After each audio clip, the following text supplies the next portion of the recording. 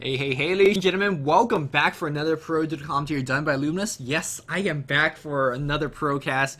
It's been a while. It's been a while since I've uploaded my last commentary, and that's because I took a break after my 350 casts, and I needed a long break. Of course, I also had to make sure my grades weren't dropping. I took a good time off to make sure that I turned in all my final papers, take out my finals, and I'm now done. I am now officially on winter break for a long time, and I think I am on winter break a lot earlier than you guys. So you kids out there, you be jelly. But hopefully I could entertain you guys with some Pro Dota commentary. I will be and of course, since during my break we had a lot of big tournaments finishing up, or at least starting, ending. There's a lot of big games left to be cast. Now, obviously, if you caught the live VODs, great for live VODs. But if you want to catch my cast, well, here it is. This is from Dreamhack.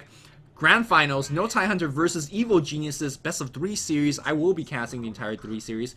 If you guys watch it, good for you again. But if you want to hear my cast, here it is. Now, this is a three game series, and since it's going to be a 3-game series, I want to take a little bit of time of introducing both EG and NoTidehunter's players, a little bit of background history, maybe their roles and whatnot, because we're going to be watching them for a long time. Might as well know what they're going to be doing and what we could expect. So let's start out with Evil Geniuses, perhaps a more well-known team, definitely the more well-known organization. Based in America, EG has been an American team for a while, although their players have been swapping back and forth and whatnot. Of course, the 3 core player is EG Fear, EG Demon, and EG Milk. Fear has been an American player for a long time. It's just mostly recognized as one of the best American players since 6-7 years ago, if you want to say. So he's been with the scene for a long time. Today he will be playing carry role for EG, and do expect him to carry quite hard. EG Jo being another American added to the team. Jo, obviously, if you have heard of Complexity, you have heard of him. Solo mid player for Complexity, will be playing solo mid for EG as well. Known to be somewhat aggressive as a player, and let's see if he's going to fit. I think he is going to fit quite well with EG. EG known to be aggressive team when they need to be. Of course, EG Demon, you guys know him, you love him, you hate him, whatever the case might be. He is the dividing factor for a lot of fans and haters, and he is a great player, I have to say though. Just known for his plays, especially jukes in the jungle. He is going to bring the spectacular plays into the game as well, and most likely going to be playing on the long lane, although his role might change depending the hero selected. Beta is one of my favorite player. That is perhaps the least known of all these players. A recent addition to the EG squad. When I first watched him play, I was watching him play some scrims and whatnot. He's just a great support player, really have great knowledge of the game, and as a support player myself, I've learned a lot from watching him play. So let's see how well he's going to be played today, and let's see if he earns himself a couple more fans, because he deserves a couple more fans. And obviously, finally, Milk. Maybe he's the captain, maybe Fear is the captain. It's hard to say who really is, but Milk truly is one of my favorite captains throughout at least the Dota 1 days in the European scene, because Meet Your Maker, one of the more traditional teams of Dota 1, one of the most well-known team of Dota 1, and then he's the captain of that. So I've been watching him for many years, and get to see him at another tournament final, and he is going to be playing our primary support. Beatus and Milk switches off the role here and there depending on, again, the heroes. So he is going to be on support for sure though. Let's jump to the other side on NoTidehunter. You have heard of some of these players. You have perhaps not heard of some of the other players. For example, you have heard of Loda for sure. Of course, a recent addition to NoTidehunter. Loda's been around the scene again. He's as old as Milk. He's as old as Fear. He's been around the block, done a lot of stuff, won a couple of tournaments, and let's see what he played at TI2 as well. Meanwhile, his good old friend, his good old teammate Aki is going to be playing primary support. One of my favorite support players in the European scene. Of course, S4 is going to be matched up against Jo on the mid lane. Just an exceptional Templar Assassin player. Extremely quick fingers, great grace control, really great control on some of these more difficult to play heroes like Templar Assassin. So, well, I say more difficult to play hero like Templar Assassin, and you guys are probably chuckling, rolling your eyes, thinking, Templar Assassin, how difficult is it to play? I agree. Templar Assassin is probably one of the easiest hero to stomp pups with, but in this high-level game where you're eating stuns, where you're going to get focused, where you're going to get nuked down, Templar Assassin is not the easiest hero to play. I could tell you that for sure, and in the hands of S4, I have a lot of great confidence in that hero and player combination. Of course, Admiral Bulldog, another great player on the team. Kind of their Syllabare specialist, and you can see that Syllabare is banned out, probably as a respect ban. He really does a lot of dirty work with Syllabare, and with Syllabare banned out, will be interesting to see what he plays. The role of him is sometimes he plays a carry, sometimes he plays like kind of a farming Tidehunter. It really, again, comes down to what hero that is selected that will determine his role. And last but not least, Captain, the Eternal Envy, the only Canadian member of this Swedish team. And, well, he is, I don't know how they practice. Maybe it's going to be hard for Eternal Envy when in practice. Maybe he just wakes up in odd hours to practice with his teammates. Whatever the case might be, great player. He's going to be playing support today as well. And we'll see how both teams do. So, obviously, if you guys are spoiled of the result of the tournament, well, you know, I have diligently kept myself from being spoiled. During the Dreamhack broadcast on Twitch TV and whatnot, I literally just turn off Twitch TV. I was trying to write my paper in peace, and I perspired through, or I persevered through. See, perspired through. That sounds a little bit odd. I persevered through the whole thing, and I did not spoil myself. So I can bring you guys to this cast spoiler free. Let's look at the heroes in particular. We have Sven, Keeper of the Light, as well as Templar Assassin for NoTidehunter, banning out the Undying Darkseer, the Nyx, as well as the Clinks. Meanwhile, on the dire side, excuse me, we have Batrider, Rubik, Venomancer, and they're banning out the Magnus, a Gondar, a Syllabare, and finally the Tidehunter. So kind of the stable heroes being picked and banned, nothing too strange. I do want to say the Bone Fletcher is a little bit strange, or the Clinks is a little bit strange, although we've been seeing that hero kind of being picked, kind of being banned, and perhaps that was a hero that EG's been running a lot in this particular tournament. Also, I have not watched any Dreamhack game prior to this one. I just jumped straight into the final, so I know I'm missing a little bit of pick ban information. Again, perhaps maybe it was EG that's picking Clinks throughout the tournament, and they want to take that away. So I'm not too sure on that matter. What I'm too sure of is that this is going to be a very, very strong matchup on the mid lane. Batrider versus Templar Assassin. Obviously, the advantage goes toward Batrider. It is very, very difficult to get a kill on Bat since you have to chase after him, and when chasing after him, Firefly is going to take at least deal a significant number of damage to you. Obviously, Napalm is so good. Slowing down turn rate and makes last thing somewhat of more difficult. And obviously, the defensiveness of the Refraction really doesn't do too much, as well as the defensiveness of Meld doesn't do anything against Batrider Firefly. So when Batrider does go on Templar Assassin is going to have a somewhat difficult time. And this is one of the matchup that we see quite a bit, as both Batrider and Templar Assassin really both very, very popular heroes, and both very mid lane dominant heroes. So hopefully we're going to see a good matchup here. Sven and Keeper of the Light most likely is going to go into a lane together. That is going to give them a lot of firepower should they want to actually push down a couple of towers or engage very heavily. If they don't want to do so, though, they will just sit back and let that Sven farm into his God mode carry. We've seen a lot of farming Svens throughout past month, I want to say. Really, the 6.76 patch of increasing his cleave damage, increasing his cleave AoE has really made that hero an extreme powerhouse. Most teams are very quick to pick him up. Beastmaster pick up here for NoTidehunter, and guess what? Beastmaster is generally considered as an Enigma counter, simply because no matter how well you position yourself, no matter whether you have BKB or not, Beastmaster Roar will find you and will kick you out of your black hole. So it is so strange to see an Enigma picked up right after the Beastmaster. Now, that is a very dangerous slope to go down to if you think Enigma, all he could do for you is that black hole. Obviously, he's a great pusher in his own right, a decent ganker as well with that Malefice. And look at that, NoTidehunter really doubling up with the anti-Enigma spell, as Swap does the exact same thing as Beastmaster's ultimate does against Enigma, which is cancel his black hole through BKB or not. So really, the Radiant team completely prepared for that black hole. But again, let's go back to Enigma here. Great pusher, great ganker if he picks up into a Blink Dagger, and mostly a great utility-based hero because he does a little bit of everything. He gives you a little bit of team fight with a black hole and Midnight Pulse. He gives you the ganking with the Malefice and whatnot, and he gives you the pushing. And of course, you could pick up Meg and provide the utility through the item slot as well. So generally a very, very good hero. We don't see that hero picked too often lately, but we're going to see in this particular game. And last but not least, we're going to see Faceless Void being picked up as well. Faceless Void in conjunction with Nyx, or sorry, not in conjunction, Faceless Void and Nyx has been really picked up as counters to Sven. Mostly basically says, well, yeah, your Sven can dish a lot of damage if you are attacking. And Fair says, Chronosphere says you're not going to be attacking. Now, normally, in most cases, I want to give the matchup of Faceless Void versus Sven to the Faceless Void simply of Chronosphere and how quickly he could kill a hero within that Chrono. But in this particular game, where you have defensive Vengeful Spirit swap, where you have Beastmaster Roar, again, the range allows you to pierce into the Chronosphere and stun the Faceless Void, BKB or not. I am actually going to go into favoring a Sven a little bit here. I like their supporting lineup. Now, this particular NoTidehunter lineup is very, very single target based.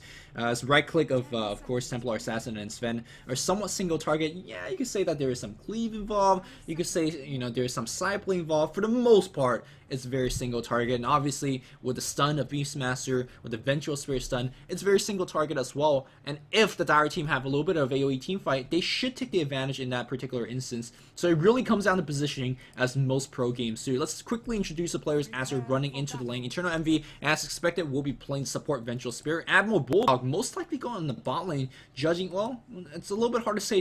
It's hard to say. We might see a Beastmaster top, we might see a Beastmaster bot, as the trialing of the other portion is very versatile. They could definitely go into any other lane. We do see Aki is going to be playing on the Keeper of the Light. 3 clarities, a lot of clarity despite having Chakra. This makes me want to think they're going to be doing a little bit of offensive trialing. You really want to have a lot of clarity if you're going to be playing offensive Coddle, considering that you're not going to be hitting your Chakra magic anytime soon. EXP is really dried up. Loda is going to be playing the carry in this particular game. In handling Sven has a stout shield being picked up here. Ammo Bulldog just chops off the trees here, and this makes me think that he is going to be playing on the top solo. Generally, when you're playing Beastmasters, good thing to actually chop off these trees, go back to the base, heal up the mana, and you will see the enemy coming in to actually loop around to get a gank on you. So, cutting away the tree is a very, very good, defensive mechanism. In fact, he's not going to go back. He's like, you know what? I'm down a access mana, no big deal. Meanwhile, on the Dire side, let's introduce a player here. Fear is going to be playing the Faceless Void. Got the Poor Man Shield on with the start, and most likely you got these 2 restorative being donated to him. Yeah, donate is a good wood. Iron Root Branches is other purchase.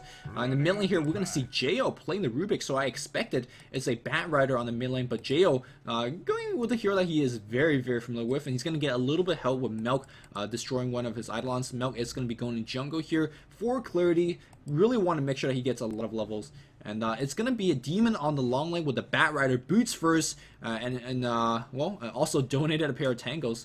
In fact, he bought his own Iron Branch. He's bought a lot of stuff, and there's stuff being bought everywhere. It looks like we have a little bit of D-War action to make sure that their jungle is not warded off. And seems like they just want to pull and stack and pull and stack. And whoa, look at this Quelling Blade on Beatus. This is not something we see at all. Quelling Blade on a range support nonetheless. It seems like he's going to spend a lot of time attacking these neutrals. And even though that Quelling Blade on range here only gives you, 12%, which translates to, 5 damage, 6 damage at max. It is 6 damage when you're hitting a lot. Hey, it adds up. So I expect him to be jungling. Look at that Plague Ward at level 1. So Demon basically is on his own for a long, long time. Looks like he also Firefly and burned these 3 off, and that's going to allow him to, again, not to really be ganked on the right side. Loda is going to be tanking a lot of creeps as there were what happened to that creep wave? Oh, the creep wave was pulled over here. I thought Venomancer did some crazy next level pull, as we do see some heroes do on the long lane. But no, it looks like it was just a regular pull here, and that's going to have a Loda tanking a lot of damage. But more importantly, he's going to lose somewhat of a creep equilibrium, and that's going to go towards a Bat Rider, allowing him to pick up a couple points of EXP. And that's not really what you want. Eternal Envy seems like has figured out what actually is happening over here, and he's going to try to kind of disrupt Beatus as much as possible. Although, really, what are you going to do? Walk up a hill against a Venomancer with their 20 neutrals around. Very little thing that Eternal Envy can do, and Beatus doing a very good job pulling, attacking, and making sure that he's getting EXP. So this is something that's, I have not seen this before, and it looks like it's working out rather nicely at the very least. Very surprising that to see him. He does actually put the second point into Venom Scale, into Poison Sting. If you want to sit here and, again, farm all day, Poison Sting is what you want. Oh, it looks like somewhat of Aaron trying to use the wards to get a little bit of block. I don't think that actually works here, but maybe it did work in his practice. Not too sure, but hey, good to see him keep trying this out. Emerald Bulldog on the top lane here, having a little bit more difficult time. Interesting the choice to see him actually putting that third point into Call of the Wild. But considering that this is more so of a melee versus melee matchup, as Void is being left basically alone, having the board, having the range component of that harass is pretty decent, and that's exactly why he went for it. Of course, sending the Hawk in the jungle, making sure that he is not being ganked by Milk, but Milk is really sitting in his own jungle, making sure that he's doing something more in turn of envy. Oh, in a little bit of trouble, drops off Magic Missile, trying to juke into the shadows, and that should be it. Good dodge here, making sure that Jo not getting too much done, and well, fairly even in terms of mid lane here. Jo with 8 creep kills, Templar, well, just a tick it back. I saw 9, and I thought it was 9 creep kill on Templar Assassins 19. So really, NoTidehunter's S4 is winning this lane, as you expect. You know, as you expect with Refraction, really is no joke. When you're laning against a hero that has a big bursty nuke, which generally is very good, but you really want a lot of, you know, small pot shot harass, which he is doing right now with a good telekinesis, pulling him back to top range. There's a nice Fable. Mel using it to just dodge a jump of that Fable. Should actually jump to him. So a very, very tame early game, as there was a very decent pull. Oh, I see what he wanted to do. He wanted to pull the creeps around, and I guess it does work. Did not know that you could even pull this camp. IceFrog has changed his camp throughout time to make sure that you cannot pull this camp. And looks like players have continued found ways to do so. And speaking of pulling camps, recently, if you guys have not been following a lot of pro games, we've seen this particular camp being pulled to the mid lane a lot of times, and it really has kind of destroyed the equilibrium of that mid lane. You expect, you know, in the mid lane is a very, very even matchup, no matter if you're on the Radiant or on the Dire side. Recently, it has been, you know, favoring Radiant a little bit, because for Radiant support, it's very easy to cut down these trees, pull up, and deny a couple of creeps on the mid lane. And when you're denying creeps, every single creep kill, it is so important on the mid, and when you're disrupting that equilibrium with, you know, tier 3 creep kill denies, that is so unfavorable to the Dire heroes. So I'm expecting a patch change to I don't know, add a ramp here or something. I don't know what will be done, but it seems to be somewhat of a big thing for IceFrog not to fix. You might be saying, you know, Luminous, are you reacting a little bit too much? If you guys haven't been playing Dota 1 for a long time, and I'm talking about 5 years ago, for the really old school Dota 1 players, there used to be a level 1 neutral camp here for the Radiant, for the Scourge. And Scourge mid hero could just, you know, actually go in there and pull the creeps. That was very, very imbalanced. Meanwhile, on the top lane here, looks like Chronos Sphere going to drop, and we might even see First Blood right there, salving up to actually block an extra hit. But it is fair picking up First Blood here. Tread is going to be his item choice, and that Tread being very, very helpful in terms of picking that First Blood. But now, Fair, of course, dominating the lane, using his smashes. You would think that Beastmaster is going to handle the lane fine, but really he is going to have such a tough time. Beatus is trying to find that Observer Ward, did not find it. He knows something is up, but really, maybe he's a little bit afraid to walk in and take a lot of damage. No, he's going to run around, starting to Crawling Blade, tango through, cutting trees through, trying to go for the pull, and let's see this pull in a little bit of action. Blocking around. No, it seems like he wanted to have the creep to walk around here, and thus, you know, make this creep way to be pulled. Again, very, very interesting tactics here being done here by EG. Looks like the rune control is now in the favor of Templar Assassin, I want to say. Meanwhile, a lot of pulling action. I have not been talking about this, but Beastmaster, of course, the reason that he also went for the higher level of Call of the Wild is so he could do this. And this is going to be a lot of a free go for him later on. Once he does have his WoW access max, he is going to be using it and kill that stack very quickly. And it looks like we do have S4 coming around here looking for a kill. Venomancer is going to see S4 as S4 is going to see him. And there you go. Haste Rune's going to be popped and beat us in a world of hurt. Mel strike damage so big. The trapping drop. One more hit's going to do it. Do we have the ultimate on Demon? Demon only 4.5.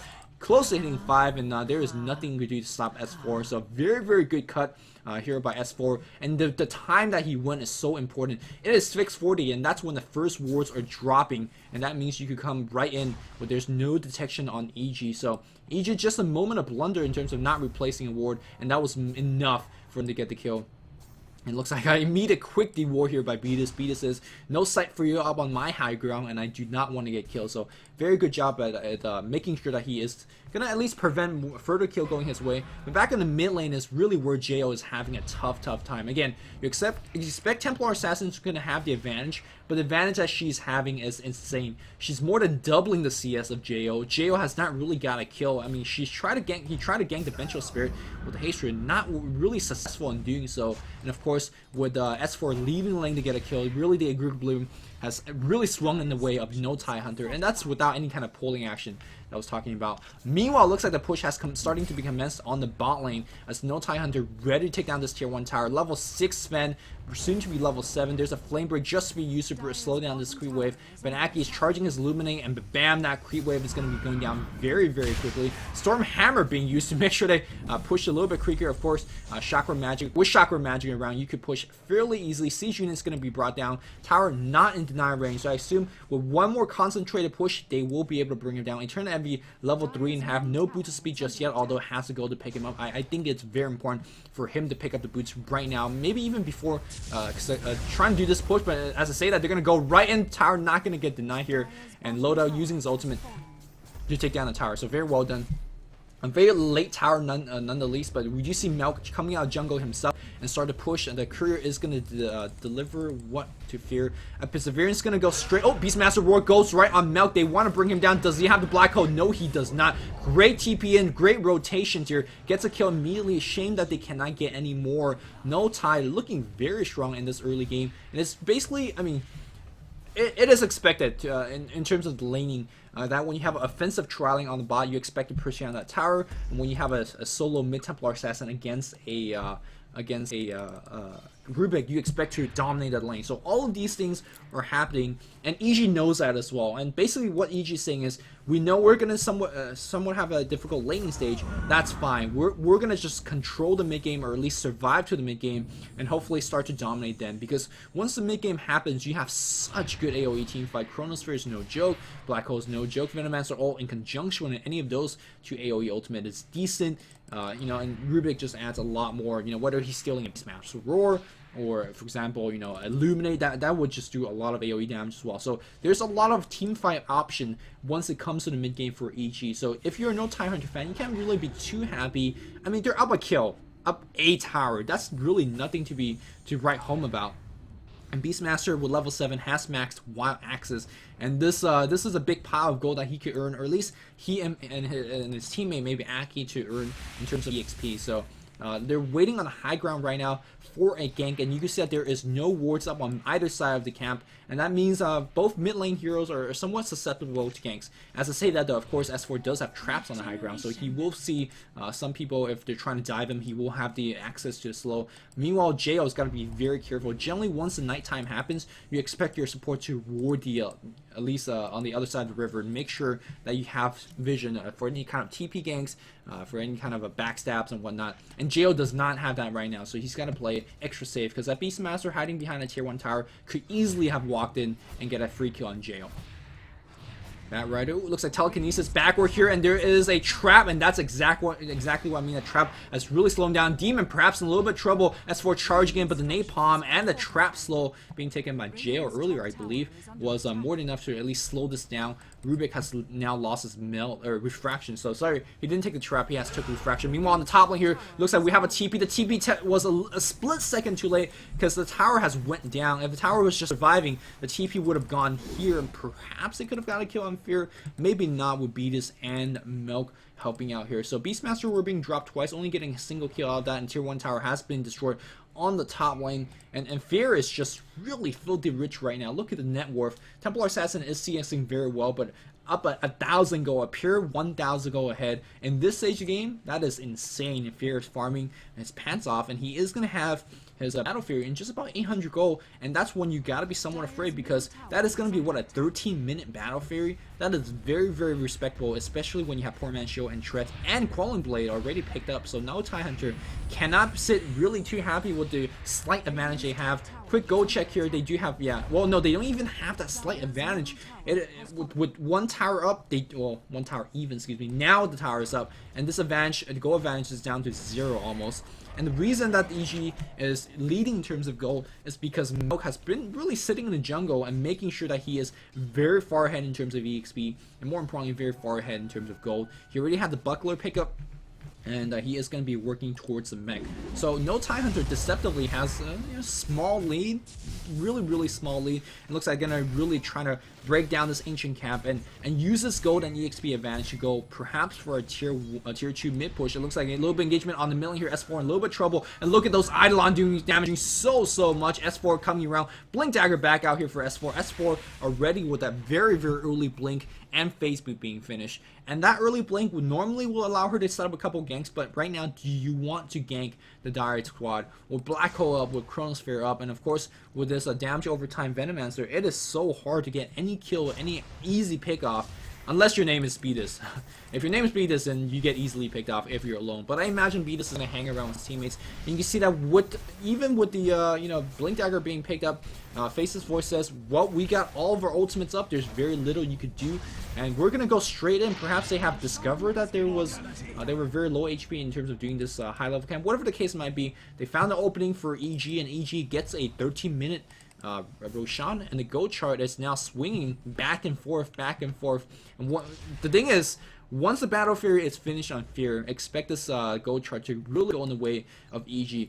Should Fear get free farm, and I'm not sure if he will though. But with the Aegis up, do you want to gank that Void? He's probably going to kill one guy before you kill him, and then he's going to revive with Aegis and chase you down with Time Walk and whatnot. So seems like EG is in a very favorable position, I want to say, and NoTidehunter is in a very awkward position. They haven't got enough levels in the laning stage because they haven't got enough kills. So you have a level 5 Vengeful Spirit, which is nothing good, nothing to write home about. Beastmaster's doing okay, although he's died, twice in the laning stage? No, just once in the laning stage. 2 deep faces full. He has lost his tier 1 tower. And what did you get out of that? You got a Templar Assassin, which is exceptionally farm, very farm, even an Ogre Club on top of that. So, S4 is really rich. And how much does Loda have? You see Vengeful Spirit in a little bit of trouble here. Vengeful Spirit just melts right now, and Jo is going to TP straight out, and Demon says, oh, don't leave me alone. Demon's fairly farm here for being on the long lane here. Tranquil Boots already being picked up here. He is going to go for obviously a Blink Dagger, but let's quickly check out on Loda in terms of farm. All he has is Treads and Ogre Club. He does have 77 creep kills, so that means there's something else on the chicken. That is a Mithril Hammer, so looking fairly decent, but still at least nothing on the level of EG Fear. 98 creep kills, and his creep kill will just fly off the charts. Now the Battle Fury is already finished, so S4 and his team gotta do something. I don't know what that something is. Something maybe off the back of that very fed Templar Assassin, very farm Templar Assassin, and just get a lot of kills. And this is where I really want to make that distinction of a pub Templar Assassin and a Templar Assassin in pro game. If you get a 15-minute phase Ogre Club and a Blink Dagger in a pub, that game might be just over, because you could just go around the map and kill whoever you desire. Nobody's going to have nearly the farm to compete with you, and nobody's going to TP 40 enemy supports or whatnot, so you could just go roam and kill. If you're S4, you cannot do that. You walk enemy jungle, suddenly you don't know if you're eating a Chronosphere, you don't know if Melk's going to TP in with Malphite's Black Hole, or Batrider's going to TP in Flaming Lasso you. I mean, he is very fed, but as an assassin type hero, as a ganker type hero, you gotta know your limit, and that's the reason why S4 is not really diving for kills, and he doesn't really know where and this is exactly what I mean. You step out of your comfort zone for a bit, Chronosphere is going to get dropped. We're going to see Fable, Telekinesis, perfect chain stun, by the way, textbook chain stun, and Fear just gets up yet another free kill. If you overstep your boundary just by a tiny bit, give up kills, and you give up that early advantage you had. It looks like Eternal Envy is leading up a big smoke gang. Wow, they're going to be very greedy and try to steal this cap, and this is going to be a big boom and a big swing in terms of the gold chart. Man, that Venomancer is going to come back and feel very sad to see his long labors of that stacking to be completely taken. Look at the amount of dewarding to make sure that nothing squishy, nothing fancy is going on. Unfortunately, they weren't able to really stay for too long. They got to start defending the tier 1 tower and whatnot, and lost way too much HP tackling that on. And so Venomancer is going to have the big creeps, but really they have lost a lot of gold in that as a result. Looks like we do have Demon picking up the Blink Dagger as well. This EG squad looking to be more and more mobile. Meanwhile, Fear says, you take my camp, I'll take your camp. Looks like Trap's gonna get dropped here. Batrider's gonna blink right and finds S4, and S4 in big trouble. Telekinesis is gonna be dropped soon after, and S4 is gonna get burst down so very quickly. It gets mech'd up defensively. Swap here, but where's the Chronosphere? Jump in, no Chronosphere just yet, and the horses can come in, do a little bit of AoE damage. Emerald Bulldog on the run. The Napalm giving sight, slowing down, swapping, stolen by Jo, and he uses it, and there you go, 2 free kill, 3 free kill being taken up as Vengeful Spirit threw her life away for the save. And they did do a lot of AoE damage, but unfortunately no kills being picked up. They did pick off a Venomancer, but Venomancer for 3, yeah, they'll take that trade any day. Phases 4 didn't have Chronosphere in that engagement either. They did not need to use Black Hole either. So that was a big win for EG. And unfortunately, that win wasn't able to allow them to at least take a tier 1 tower, but you know, they stole a enemy creep cam, and this steal was a lot more clean because again, this one had a lot of big creeps being left on. Fear says, yeah, I'll take this, you know, 200 gold, 300, 400 gold, 500 gold, just a lot of gold being earned. And my question is, if you're Fear, what item you're going to go for next? Are you going to go for something like Manta Style, a little bit more DPS? Mask of Madness is always a great choice. Although, with that said, do you want Mask of Madness where they could stun you through and basically kill you? Black King Bar, in my opinion, is a very poor item choice for what I talked about earlier. S4 gonna get focused again. Chronosphere is gonna prevent you from melding, as Chronosphere does reveal invisible units within that chrono, and S4 goes down once again. And again, I don't want to sound like a broken record, but if you're playing a very ganking oriented hero in a very high level game, you gotta know your boundary. Just overstep it by a tiny bit, you are dead. And right now, Fear is in the benefactor of a lot of these kills. 117 creep kills, 303. Quickly check on their net worth. Full 3,000 go ahead of S4, about 2,600 ahead of Loda. Really, EG is in a beautiful position. And look at this gold chart. It's starting to taper down a little bit, and Beatus has continued to have his curl. I can't just, I mean, you just chuckle when you hear things like that. And Krellin blame Venomancer. Hey, maybe this will inspire pups to go Krellin Venomancer and start pulling on the bot lane. Loda doing his thing, finally got the Black King Bar finish. But how effective is Black King Bar? I'm not too sure. I mean, we talked about the ability to deal with Black King Bars on the Radiant side with the Beastmaster Roar and Swap. Similarly, on the Dire side, there's a Chronosphere, there's a Black Hole, and there's a Flaming Lasso. Is BKB the right item? I don't know. Now, normally Sven really still needs a magical immunity because, you know, sure, there's a way to stun you through it, but you are so dependent on your BKB that without it, you are just not a hero. He's the glorified, really glorified melee creep though. I mean, he does hit really hard. He does really hit really hard, but still, he's very susceptible to anti-BKB carries. We have S4 doing some very interesting jungle tactics, although unfortunately he had you know, dragons instead. Who actually dropped this ward? I can't tell because S4 is standing on top of that right now after he blinks away. Oh, but no, it is a dire ward being dropped. I mean, look at how quick the reaction of S4 was. Maybe he was luckily blinking away to actually kill the creep here, but that was a very deep ward being dropped. It actually doesn't block the camp. Interesting. Does it even see that camp being tackled? I'm going to switch into dire vision real fast. I don't think it does see any vision. So a little bit of miswarding here being done, I imagine. It doesn't block the camp, it doesn't see the camp being done, so very awkward warding that we have seen in both games as well. And here we go, looks like the Dire team is a little bit afraid of a potential gank party coming away because they don't see any particular heroes on the map, but they now see NoTidehunter on the top lane, and they will now know tier 1 push is coming. I do believe EG will be more than happy to trade their very insignificant tier 1 tower for a way more significant tier 1 tower on the mid lane. Is it even going to be a trade? Because this tier 1 tower is not going to be defended. It's such a low HP, and they're going to force a glyph at the very least. The teleportation comes back from Teal, and more teleportation is going to be coming back as well. Looks like we're going to have a recall. Do they want to take this fight? Horses be drop as well. Fear should be somewhat careful. Are we going to go right in? Sven going to come right in though. He's going to take so much damage. Pops a BKB right now. Where's the Chrono? Chrono does grab onto, and they can focus on Loda. Swap him back out here, and Loda going back to work. No stun. He's slowed down by the Gale, and that's it. BKB charge down the drain with the horses coming right now. It looks like Eternal Envy is going to get Storm Hammer down, and Loda, without the BKB, he's going to get burst down. Beastmaster Roar. The Black Hole! And it's going to be on 3, and those 3 people are going to be going down so very easily. Aki so low, and now this game is really looking very bad. S4 trying to take the whole army down by himself, but S4,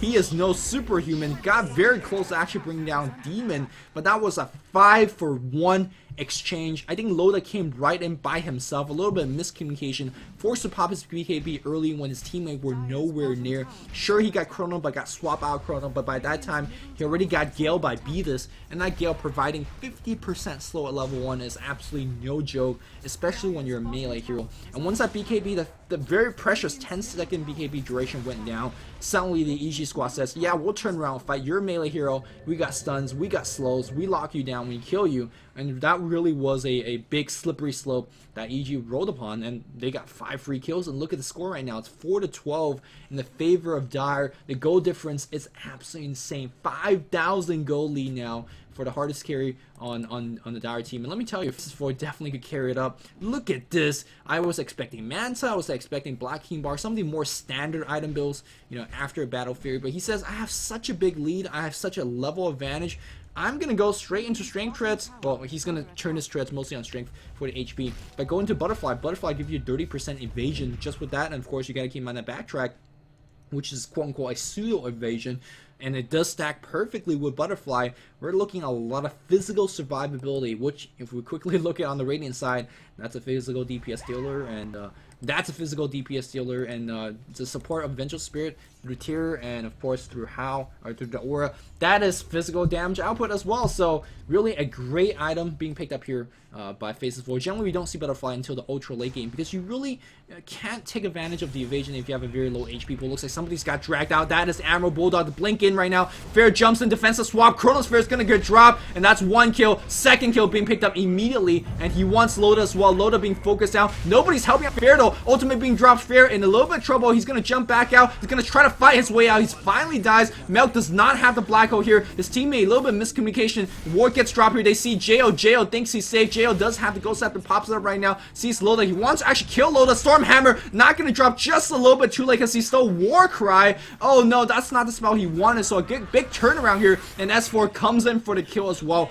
Great turnaround here for NoTidehunter, just off a slight mistake. I don't know who the Dire's heroes were chasing with, but Loda was on his, Fear was on his own. He killed 2 support instantly. He wanted to kill Loda as well. All he needed was 1 stun, 1 nuke, and would have been a lopsided win here for the Dire team. But unfortunately, EG Fear did not get the help. He got bursted down with Sven Stormhammer, and of course his huge damage output. And suddenly we might have ourselves a game. Meanwhile, as to say that though, Demon coming right in and stopping off this push. How well Demon has been playing though. He's been playing on the off lane. He's going to kill a Hog. Got himself a very early Trankos. Got himself a very early Blink Dagger. Not only did he not have any deaths, he's been initiating like a boss. Found somebody over here. Found somebody over here. Found somebody on the mid lane. He's really just being in the perfect places at the right time, just picking off people. So Demon playing very well, and he is going to add even more items to his inventory. A force sap being finished is going to be a big game, because he could blink in, you know, grab one and force him out, and basically it's like a eventual swap. Well, actually, it's not like a eventual swap, because you don't lose a hero in the process. Demon's going to be right next to his teammates, you know, helping you focusing down on whichever hero that he grabbed. And now Fear, of course, after dying that particular team fight, really want this Age of Immortal, and no way in hell Radiant will allow you to take this, at least not without a fight. They're going to try to de-ward this, or excuse me, trying to prevent this as much as possible. It looks like we're going to have another Flaming Lasso initiation against Loda. Loda's Drac on the high ground, and that's going to allow Fear all the time in the world to grab this. S4 comes in right now, trying to steal the Aegis. Is he going to do so? No, he's not, and he is going to get himself killed in that pit. Really, you know, normally I don't like plays like that. It's too aggressive. You make a mistake, you die. But really, what were you going to do? Because your heaviest damage dealer is in the high ground, being dragged up by Demon, and that means you can't take a fight, and you can't give the Aegis to the Faceless Void, because you're not going to kill him twice in a single team fight. So he just went for a very risky move. It didn't pay off, but I think it was the right move to go for, even though it didn't work out because of all the good play. Demon again finding an isolated hero and again pulling up a cliff. And look at the Dire supports now responding, saying that, well, we have a lot of tower gold. Thank you guys for taking the Roshan. Now we have more ward gold. They are constantly warding the hell out of this Reaver, warding the hell out of this bot lane region. And EG, we're only, what, 26 minutes in, 7,500 gold lead, massive gold lead just by a hero. He's almost doubling some of these, he's very much so doubling in some of these heroes on the Radiant side. So Fear is just doing so much damage, and yet up to another 2,300 gold. I might even say go Lincoln's Fair. I mean, it sounds like the most ridiculous thing to see a late game agility carry to go for somewhat of more a joke item, but Stormhammer gets countered, Beastmaster War gets countered, Swap gets countered, at least one of them will. If he goes for the traditional BKB, I won't follow him as well. Or he just go for raw damage. I mean, he's very survivable now with, like, what? I don't even know what the exact numerical percentage of evasion is. Again, the way that it stacks with Butterfly and with the Backtrack. But he's hitting for a bunch. You know, he's backtracking a lot, he's evading a lot, and he's a very difficult to kill hero. I think, to be honest though, Lifesteal is probably his next item choice, especially when he actually gets it finished as a Satanic. That's big games. But if he wants to go for something else, you know, more power to him. Force Staff is going to get delivered to Demon, so that's going to allow him to be even more annoying. You know, Rubik is going to go for the standard Force Staff. Gold Scepter, although Gold Scepter not too standard, at least not in most games, but against so many physical DPS, that is exactly what you want to get. Quickly, let's check out on the other guys. As we have just wards and earn on Beatus. No go for Arcane Boost just yet. You know, Milk has a Blink Dagger, has the Mecha. Remember what I said about the utility that he gives you? Remember he popped out jungle for a gank. He blew forward on the bot lane here for the excuse me, he popped out jungle for the push, blinked in for the gank on the mid lane, you know, blinking for the blink black hole. So it's just a lot of different utility, a lot of different things that Enigma can do. A big smoke gank coming on the bot lane here, looking to pick off some particular hero, trying to use this creep way to bait. It seems like the Radiant team a little bit too smart for that, not going to fall for this particular trap. But look at how deep they're diving for a kill. They're not going to find anybody. I don't think they will. And they're wasting a little bit of time in doing so because Fair is not really farming, and these guys are farming together. Meanwhile, and No Tide is using this particular crew way to bait. They're trying to at least have somebody to come in here and TP and get the farm and trying to backstab and try to go for the kill. Unfortunately, unable to really find a particular target. Both teams trying to gank each other, and neither team are really having a good luck in doing so. Blink Dagger is being picked up on Templar Assassin, of course, in conjunction with that Black King bar. I also saw the Black King being finished on Loda. He did definitely use it in the previous team fight. Mask Menace already up. Another Blink Dagger being picked up on Amber Bulldog. Looks like they just want to take the Dire team by storm and try to kill them as quickly as possible. But really, it's going to be such a difficult team fight to take advantage. And look at Demon. How does he actually go in and find these hero? Eternal Envy just has no chance. 8-16 right now, favoring Dire team. Huge net goal difference here in favor of Fear. And I do believe the first lane of Rax will be going down right about now. I don't believe the Radiant team has any chance of comeback. The goal difference is just way too big, and EG looking really dominant right now. This Battle Rax is going to get glyphed. They're going to wait for Eternal Envy to come back down. It looks like Jail's going to TP out, and they're going to leave Fear to take down the melee Rax. He will take it down and jump right back up. That's a very short jump. Amber Bulldog, though, does have his Blink Dagger canceled by the Gale, so he can't really do too much. It looks like they might lose Beatus. That's it. No, they are not even going to lose Beatus because there's no stun. Oh! He TP to tier 1 tower on the top lane here. Loda, by the way, Destroyer had 1 tower, and it looks like he picked up Jail doing so as well. Blink 4 for Malefice, slowing them down. Loda says, I want your money. Melk says, low, you melee. I range check on Malefice. Black Hole just used to slow him down, but Fair is going to jump right, and Chronos Fair just for a single hero. We're going to use our big ultimate for a single hero because it looks like we don't even need to use it in that push. So now Loda gets picked off. Oh man, this game, it's not good at all. Loda trying to add a little bit, actually a lot of damage to his right click by picking him Armlet. Armlet also very good in terms of providing a little bit of attack speed. Of course, you got to keep in mind that's the God Strength gives you extra damage based on your strength department. So picking up strength-based items like Armlet, that's pretty decent. As you activate it, it does get a plus 25 strength. So, you know, basically you are tripling the damage of that plus strength component. So it's pretty cute. We don't generally see Armlet too much on Sven's, and it's a sign that he wants to catch up on damage. It's an item that's very cheap that gives you an immediate upswing. It's not the best long-term item, but he needs something now. He needs something now to try to get the game back into control. But are you really getting back in control? No, instead of going for the lifesteal, he's going to go for Manta Style. Manta Style, obviously very good for pushing. Your illusions will actually get the damage output as well as the attack speed output of the butterfly, so it stacks, you know, completely. Your illusions could probably take down a couple of supports on their own right. So this is a very rough game. EXP lead, goal lead 10,000. It is no joke. I think there's one more push left in the Radiant side. They're gonna try to do something, maybe a death push up top, trying to get a lucky team fight. We have seen that the Radiant team can win team fights if the Dire team's not careful enough. The Aegis Immortal is out here for for Fear, so Fear is immortal once again. At least he's close to being immortal. He's almost he's almost immortal with a gear like this, especially with the lack of gear on the Radiant side. But again, the Radiant team has won a single team fight off the mistake of Dire, so they could try to replicate this, or they hope they could replicate. But somebody's got to defend this bot lane against Fear. Fear is going to come in and at least take your range racks. Meanwhile, Radiant says, all right, you can have the range racks, nothing we do about it. Well, let's try to do something up on the top lane here, and let's see again. That's what you got the Omelette for. Omelette for some more of a stronger mid game. The tower's not up as well. Of course, Loda was able to bring it down. Loda's charging straight right in. They're gonna have the horses on the background here. Demon does find yet another person. Chronosphere on the ramp. They're gonna focus on Loda. Loda, no chance. Gonna run back, trying to run past. It looks like we have Emerald. Loda blinks right in. They're gonna focus on Fear, but Loda has already went down. They lost so much damage. And again, Blink Dagger coming up here for Demon. Demon's gonna pick off Emerald Bulldog. With this push being picked off, that's gonna be the game. 0 for 4. Yeah, 0 for 4. Castle Ban has received a prize for witnessing a multi-kill. We have all witnessed. We have all got a prize for witnessing multi-kill. Not a physical prize, but a memorable, not metaphysical. I don't know where I was going with that one. Alright, so NoTidehunter still not GGing out. This is the finals, the grand finals of Dreamhack. Hey, if you have 0.5% chance of victory, play it out. You never know what's gonna happen.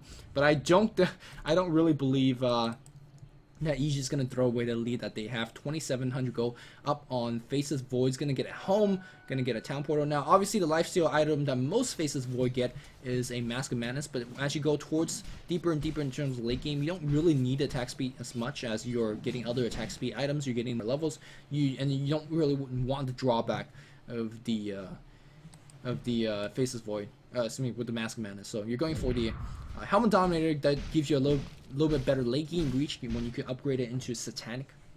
EG taking their time waiting for the ultimates to come back on, but it looks like Chronosphere is up in 12, so that means more pushing coming on their way. Of course, when you have a hero like Kato, you could try to delay this push as much as you can, but really, I don't think a Kato is gonna stop a Bat Rider. And again, my camera's on Jimmy Ho, as Jimmy is just really good at finding something. Man, how does he do stuff like that? Have we seen Demon not find a single person? So maybe Demon's playing very well. Maybe NoTidehunter's just really completely out of position. At least somebody is. So something has to be done against this Bat Rider and coming in game 2, because if they want to take this game to a game 3, they cannot lose a single hero. They cannot have a -1 hero at the beginning of every single team fight, because that's not a recipe for success. If you lose 1 hero in the beginning of a team fight, there's very little games you're going to be winning with that. Fear is going to charge up the hill, probably tanking the tower. In doing so, he does not care. He has evasion, he has butterfly. There's a nice blind. Matt's is going to pop the blind off, and going back to focus on terms of tower.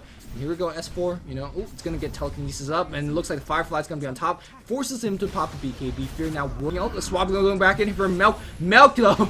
Very tanky. Meanwhile, the Ventral not so tanky himself. S4 is going to get focused down. There's a nice Milk trying to help him survive, but look at the damage output. S4 is going to get dropped. S4 still alive, and trying to focus on Fear, but Fear still evading absolutely everything. Where has been Loda? Loda's on the back line. Loda's dead. Loda's buying out. Loda trying to fight his way out. He's trying to defend his Raxes, but look at Fear. No Fear. Oh, it looks like they're going to stun. Oh, no! Look at that. He Manta dodge. Oh man, nice. Good reaction by Fear, taking down the melee racks, now working on the range. And with multiple buybacks, nice dodge, GG. Indeed it was, and GG gets called.